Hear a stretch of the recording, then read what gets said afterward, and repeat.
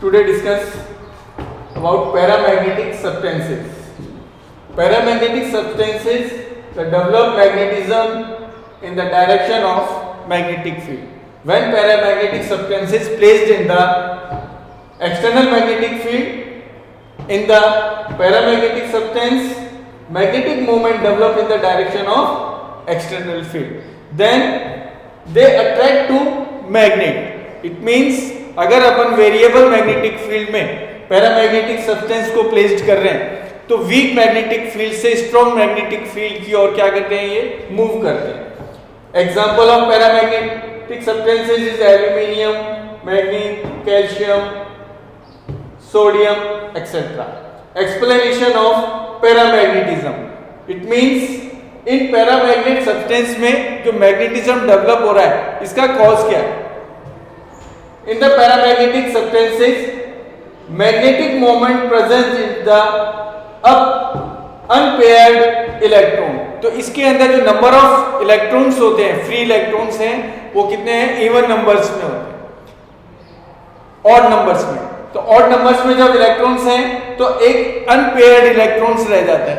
तो unpaired electrons क्या कर रहे हैं, एटम के अंदर मैग्नेटिक मोमेंट डेवलप कर देता है. मतलब नेट जो मैग्नेटिक मोमेंट है एटम में वो डिस्ट्रॉय नहीं होता. तो atom is behave as the small magnet, but in the substance जो एटम है इनका जो मैग्नेटिक मोमेंट है वो रैंडमली ओरिएंटेड रहते हैं. इट मींस सब्सटेंस का नेट मैग्नेटिक मोमेंट क्या होगा, zero. Absence of the external magnetic field, atom is oriented in randomly, then resultant magnetic moment is zero. But when we place the external magnetic field, then they align the external magnetic field. तो सबकी जो direction है वो क्या होगी, एक ही direction में हो जाएगा. और इसमें पैरामैग्नेटिक सब्सटेंस में क्या हो जाएगा, मैग्नेटिक मोमेंट जनरेट हो जाएगा और ये मैग्नेट की तरह बिहेव करेगा और एंड स्मॉल मैग्नेटिक फील्ड से हाई मैग्नेटिक फील्ड की ओर क्या करेंगे, ये मूव करते हैं.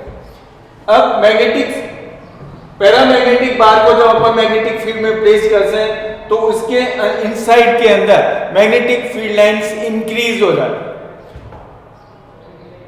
एन और एस के जब नियर बाय रखे हुए हैं अपन और इसके अंदर ग्लास की बाउल के अंदर अपन ने पैरामैग्नेटिक सब्सटेंस की फीलिंग्स को रखा है.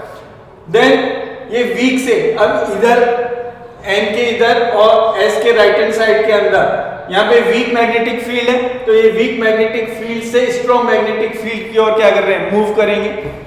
तो यहां से इस माउंटेन की तरह क्या होगी, ये अपवर्ड हो जाएंगे. जब अपन एन और एस पोल्स को अपन क्या करेंगे, फार अवे कर रहे हैं, डिस्टेंस के अंदर प्लेस कर रहे हैं. देन इसके इनके सेंटर के अंदर वीक मैग्नेटिक फील्ड हो गया और ये क्या होंगे, मैग्नेटिक. इन पोल्स के near by strong magnetic field है. तो अब ये वीक मैग्नेटिक फील्ड से स्ट्रॉन्ग मैग्नेटिक फील्ड की ओर क्या कर रहे हैं, मूव कर रहे हैं. थर्ड सब्सटेंस है फेरोमैग्नेटिक सब्सटेंसेस.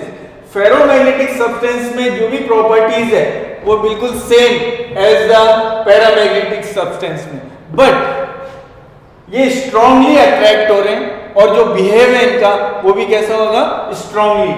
इनका एग्जांपल है iron, steel, nickel and alloy of iron, steel and nickel, जिसको अपन कहते हैं alnico. Explanation of ferromagnetism. Atom is same, जो सेम डायरेक्शन में डाइपोल मोमेंट होंगे वो एक अपना ग्रुप बना लेते हैं और उस ग्रुप को अपन क्या कहते हैं, is called domain. But in the domain about 10 to power 11 atom and substance के अंदर in the absence of external magnetic field the domain is oriented on randomly. Then in the substance net magnetic moment is zero. When we placed ferromagnetic substance in the external magnetic field, then domain develop या grow the in size, अपनी size को वो क्या कर रहे हैं, increase करते हैं.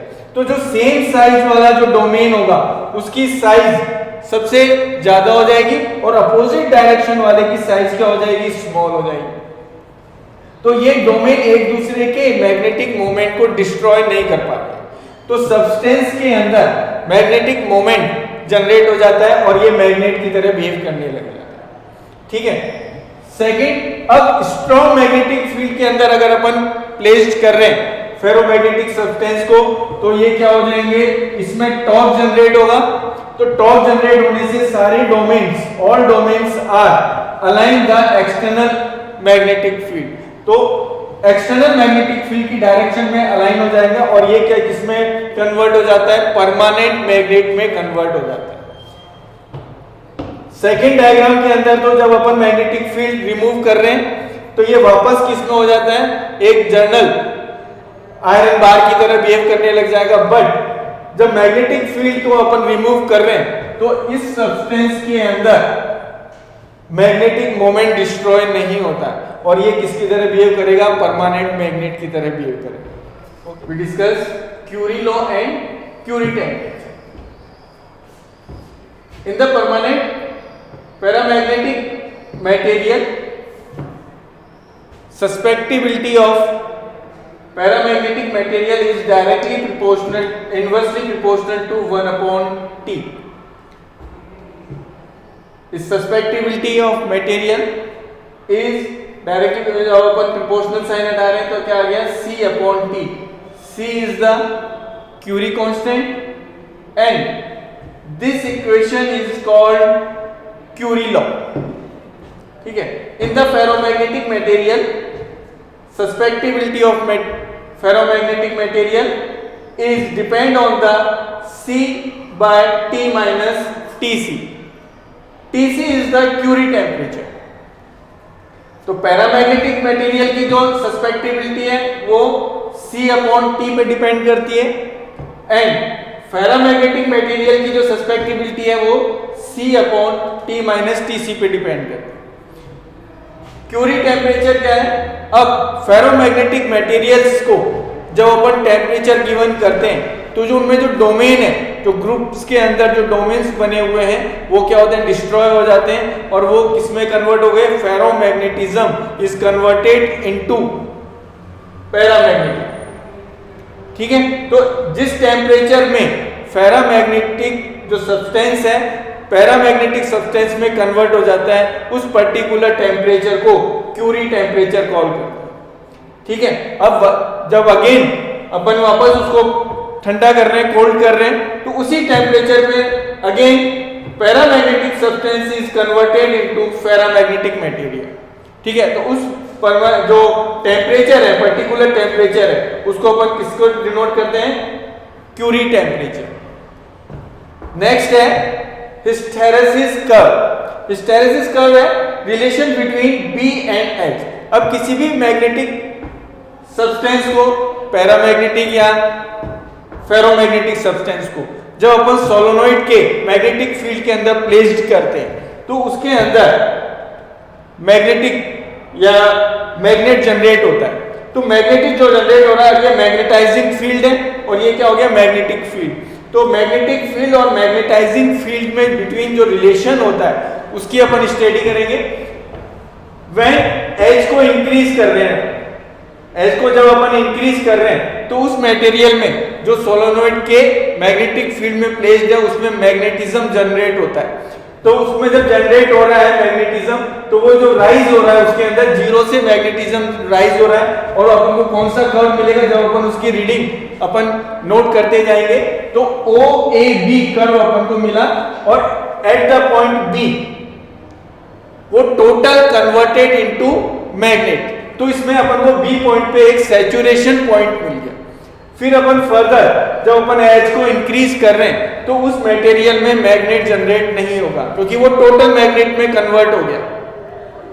अब H को अपन डिक्रीज कर रहे हैं देन, और इतना डिक्रीज कर रहे हैं कि H को अपन ने कितने पे लेके आ गए, 0 पे। तो एट द 0 बट उस मटेरियल के अंदर B भी 0 होना चाहिए था बट B 0 नहीं होता। मतलब वो उसमें जो टोटल जो मैग्नेटिज्म जनरेट हुआ था उसमें अब कुछ रिमेन रह गया।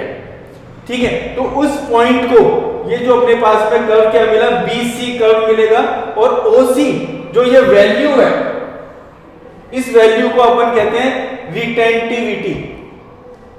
इट मींस जो रिमेन जो मैग्नेट रह गया उसको अपन ने क्या कॉल कर दिया, रिटेंटिविटी। ठीक है, एंड अब सोलोनॉइड के अंदर करंट की डायरेक्शन को अपन क्या कर रहे हैं, चेंज कर रहे हैं। करंट की डायरेक्शन चेंज हो रही है तो H की भी डायरेक्शन क्या होगी, चेंज होगी, और अपोजिट डायरेक्शन के अंदर क्या हो गया, H इंक्रीज कर। जब H को अपन अपोजिट डायरेक्शन में इंक्रीज कर रहे हैं तो B भी इस मटेरियल के अंदर B भी इंक्रीज हो रहा है बट अपोजिट डायरेक्शन के अंदर। जब अपोजिट डायरेक्शन में B इंक्रीज होगा तो जो पहले की डायरेक्शन के अंदर जो मैग्नेटिज्म था उसमें, तो पहले उसको वो जीरो पे लाएगा एंड देन फिर वो क्या होगा, अपोजिट डायरेक्शन में मैग्नेटिज्म इंक्रीज हो रहा है। ठीक है, तो जिस H की वैल्यू के ऊपर वो जो मैग्नेटिज्म था इसके अंदर मैग्नेटिज्म रिमेन रह गया था वो जीरो हो जाता है। ठीक है, H in the opposite direction, H increase, B increase in opposite direction, अपन को CD कर्व ऑब्टेन्ड होगा and value of OD is called, ये जो वैल्यू है ये वाली वैल्यू इसको अपन कहते हैं अपन कोरेसिविटी। इस वैल्यू के ऊपर H क्या हो जाता है, H की जो वैल्यू है, ये जो B है जो यहाँ पे अपन रिमेन रह गया था, B क्या हो जाएगा, जीरो।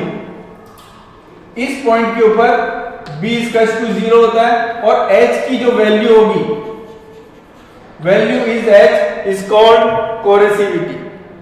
ठीक है, एंड एट पॉइंट